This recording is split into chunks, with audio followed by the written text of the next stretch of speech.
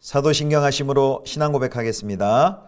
전능하사 천지를 만드신 하나님 아버지를 내가 믿사오며 그 외아들 우리 주 예수 그리스도를 믿사오니 이는 성령으로 잉태하사 동정녀 마리아에게 나시고 본디오 빌라도에게 고난을 받으사 십자가에 못 박혀 죽으시고 장사한 지 사흘 만에 죽은 자 가운데서 다시 살아나시며 하늘에 오르사 전능하신 하나님 우편에 앉아 계시다가 저리로서 산자와 죽은 자를 심판하러 오시리라.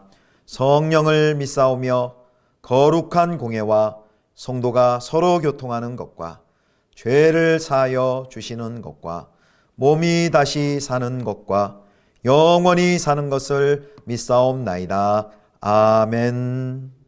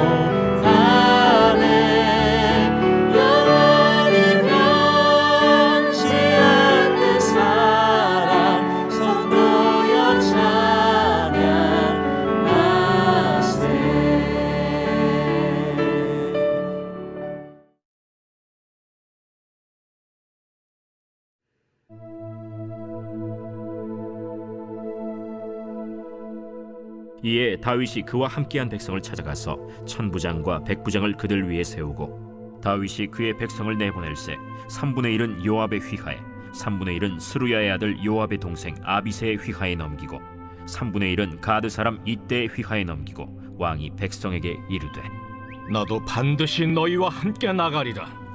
백성들이 이르되 왕은 나가지 마소서. 우리가 도망할지라도 그들은 우리에게 마음을 쓰지 아니할 터이요, 우리가 절반이나 죽을지라도 우리에게 마음을 쓰지 아니할 터이라. 왕은 우리 10,000명보다 중하시오니 왕은 성읍에 계시다가 우리를 도우심이 좋으니이다. 너희가 좋게 여기는 대로 내가 행하리라. 하고 문 곁에 왕이 섬에 모든 백성이 100명씩 1000명씩 대를 지어 나가는지라.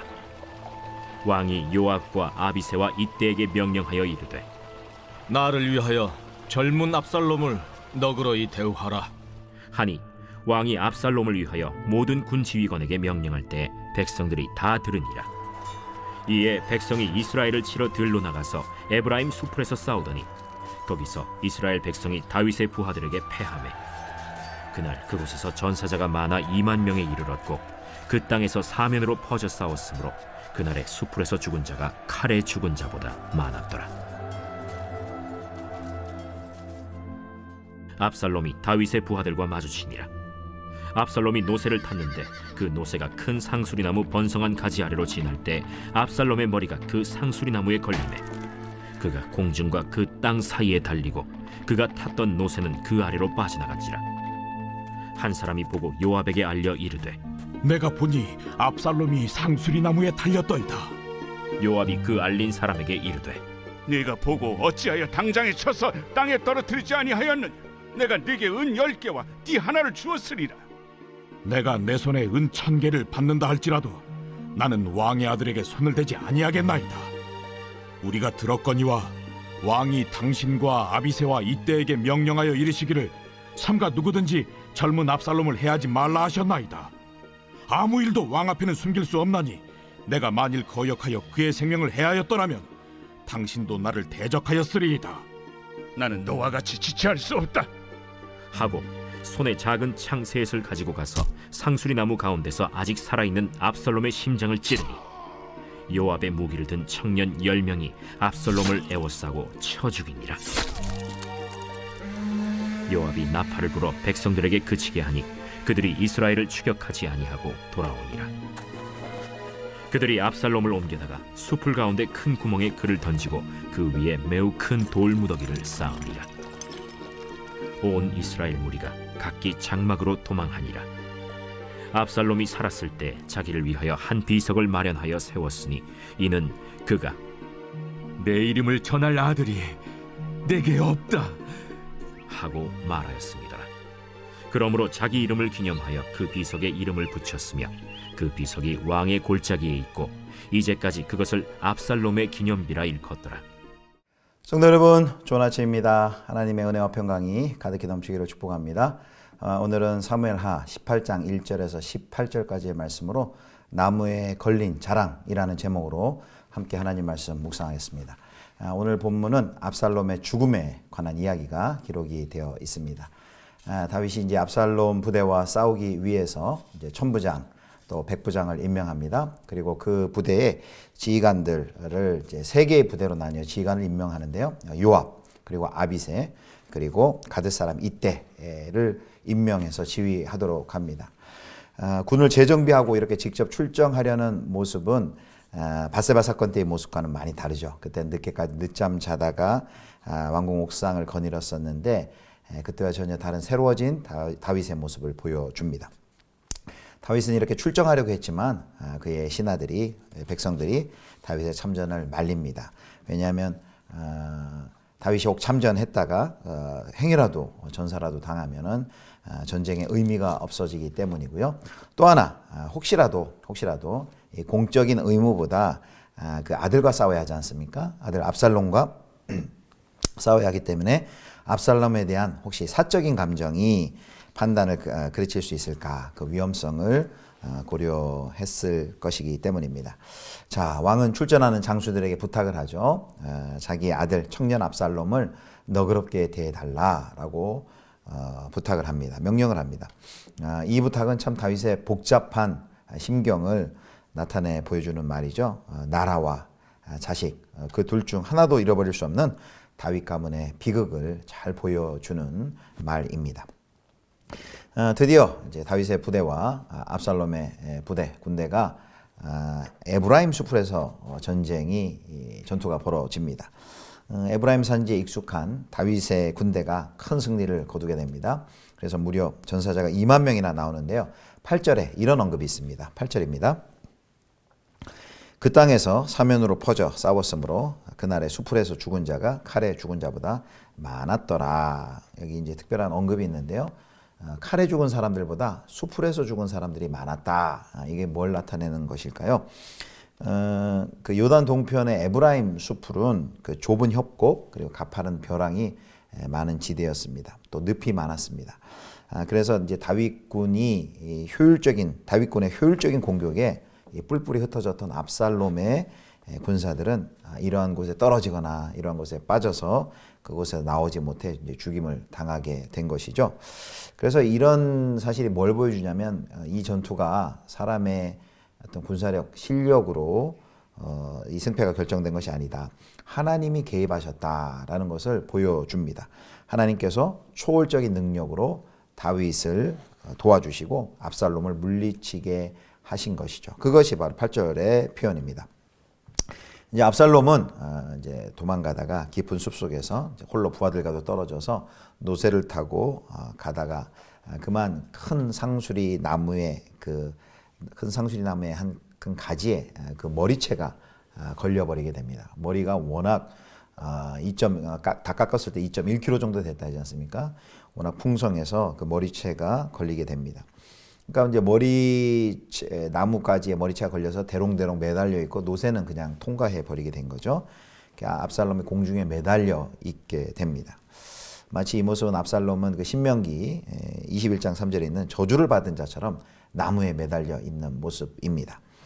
결국 이 압살롬의 머리카락은 가장 압살롬에게 있어 자랑거리요 큰 장점이었는데 그것이 그의 생명을 빼앗는 원인이 되죠.